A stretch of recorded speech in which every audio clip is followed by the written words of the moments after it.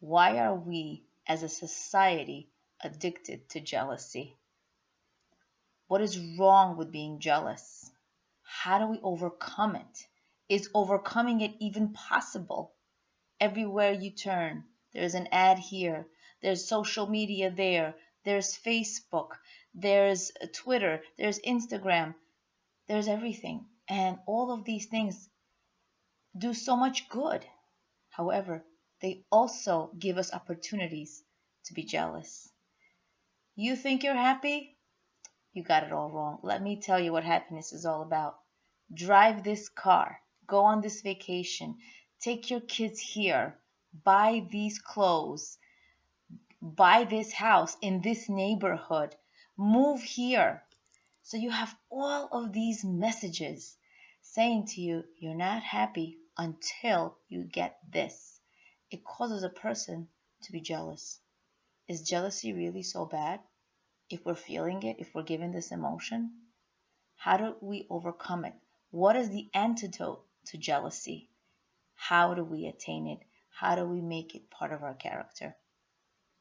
We learn from Purim that the obvious arch-villain of Megillas Esther is obviously Haman, who tried to destroy the Jews. King Achashverosh, who was king of Persia, who was in charge of the Jewish people, definitely had Haman influence him in some way to destroy the Jewish people. Even though Haman was really the one who wanted the Jews to be wiped out, Achashverosh also wanted to destroy the Jews. And we learned this when Haman wanted to give a large sum of money in order to have permission from the king to destroy some of his Jewish subjects. And Achashverosh told him no. Nonetheless, the Midrash teaches us that Achashverosh has a quality that is so praiseworthy. He has 5 qualities. One of the qualities is being grateful. Hakaras Hatov. Being grateful for someone who did you a favor. This is the attribute that actually brought about Haman's downfall and brought about the salvation of the Jewish people. One night, the king was restless. He didn't want to sleep. And he realized that at one point, Mordechai the Jew, who was sitting at the gate in the king's palace, had actually done him a favor. And the favor was, which he wrote in the book of Chronicles. He wrote in the book of Chronicles. Why? Because he had this amazing attribute of Hakaras Hatov. Whenever someone did him a favor, King Ahasuerus wrote it down. And in order to remember to repay the person in some way to show his gratitude and appreciation. So the book of Chronicles was brought to him. And in there it was said that Mordechai the Jew did you a tremendous favor, a life-changing, life-saving favor. Mordechai overheard Bigthana and Zeresh, 2 of the king's officials, who were plotting to actually kill the king. Mordechai heard this, and he told this to Achashverosh, and Achashverosh wrote it down, knowing that he needs to repay Mordechai somehow. So he's thinking how to repay Mordechai, and in comes unexpectedly Haman, who wanted to actually get permission to kill Mordechai the Jew. And right away the king asks, how do you repay someone who did you such a grand favor to honor the king? Haman, in his arrogant way, thought he was actually thinking about Haman, to repay Haman. In actuality, he was actually thinking about Mordechai. And Haman gave him all the details on how to honor him and repay him. And the king said, hurry up, get your robe on, get to your horses, quickly. And every single detail that you told me, make sure you make this act, this this way of rewarding Mordechai, the Jew. And Haman, as you can imagine, must have been so incredibly jealous because Mordechai received the honor and not Haman. We must learn from this that even though someone could be evil and wicked, like Achashverosh, we have to still learn from everyone. A wise person learns from everyone. And we learn from Achashverosh the quality of Hakaras Hatov. If there's anyone who ever did the smallest act towards you, to your family, you need to feel gratitude towards the person. And that is the quality we learn from Achashverosh. No small act is ever forgotten and will definitely be rewarded eventually. What is the antidote of gratitude? Hakaras Hatov. It is jealousy. Jealousy, wanting what other people have. We are told by our sages that it is definitely possible to overcome it. In order to overcome it, we must understand why it is so bad. Why is it so horrible to be jealous? And Rabbi Abraham Twersky, a psychologist, wrote in the commentary, he wrote commentary on Ethics of Our Fathers, Pirkei Avot. His commentary is called Versions of the Fathers, and he wrote that just because he works with substance abusers, he points out that he sees people every day destroying their lives and ruining their families. And this is what he said, and I quote, "As with drugs, so it is with the pursuit of these other cravings, jealousy, lust, and the pursuit of honor. The person is unable to recognize that what he is doing is self-destructive. The intense craving renders him blind to reality, and even when it is clearly demonstrated to him that he is destroying himself, he is still unable to see this." End quote. So just like jealousy can destroy our lives, a person cannot even recognize it sometimes. Sometimes they say to themselves, this is right how I feel. But this jealousy is destroying them. And even though they know that they're jealous, they refuse to internalize that they're doing this to themselves and they can overcome it. When you envy someone, this is my own thought, when you envy someone, you hate them. However, our sages teach us that when you admire a quality that somebody else has a spiritual awareness or growth or quality, you like that person. You want to be around them. You want to learn from them. And that's a good type of jealousy. When you envy someone, it's pointless.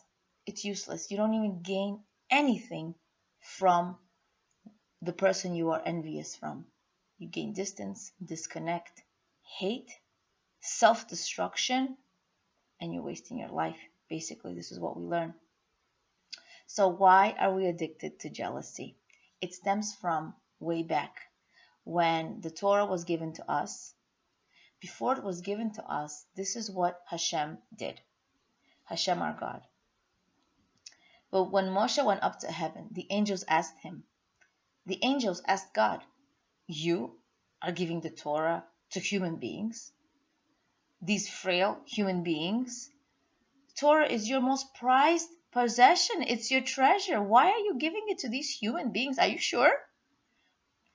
And Hashem said to Moshe, you answer them. And the Moshe Rabbeinu said, I'm too afraid to answer them because I'm afraid they're going to hurt me. And Hashem assured him, don't worry, just answer them. And this is what Moshe Rabbeinu replies. The Torah says, remember the Shabbos. Do you work? That you have to rest on Shabbos? It says, respect your parents. Do you have parents? It says, don't steal, don't kill, don't hate, don't be jealous. Do you feel jealousy? End quote. And here we learn that this is how Moshe received the Torah. Moshe Rabbeinu knows that jealousy has to be part of human nature. We have jealousy because this is what Hashem wants. He wants us to feel jealousy in order for us to give ourselves an opportunity to work with it. So when you're feeling jealous, when you're feeling negative emotions and traits, what do people do usually? They feel bad about themselves, which is good. However, not the point is not to get depressed and upset at yourself and hate yourself for being so bad, for being so jealous, for being angry, for being this, for being that. It's all these negative traits really make a person feel so low about themselves. But what is Hashem doing to us? Hashem is giving us an opportunity for growth. Hashem does not give us a negative emotion in order for us to become low and fail. Hashem is rooting for our success. That's why He gave us a solution for it. And the solution is Hakaras Hatov, gratitude. So when you are feeling low about feeling jealous, remember, this is what Hashem wants. You're supposed to feel the jealousy.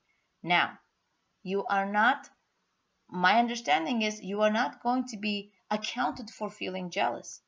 But what do you do with the jealousy? That's your choice. That's in your hands. What do you say to yourself when you're jealous? Now, you have two options here on what to say. Option number one, when you see someone, you can say, she always gets her way. She's so lucky. Everything always works out for her. You can say, things come easy for her in her life. Or you could recognize option number two. She has what she needs. Life is not a competition. I have what I need. Hashem is so incredibly rich and wealthy. He has enough wealth to spread to everyone. There's no limit to how much Hashem can give. I don't have it because I don't need it. What she has is what she needs in order to serve Hashem. What she has is good for her neshama. What she has is ultimately good for her.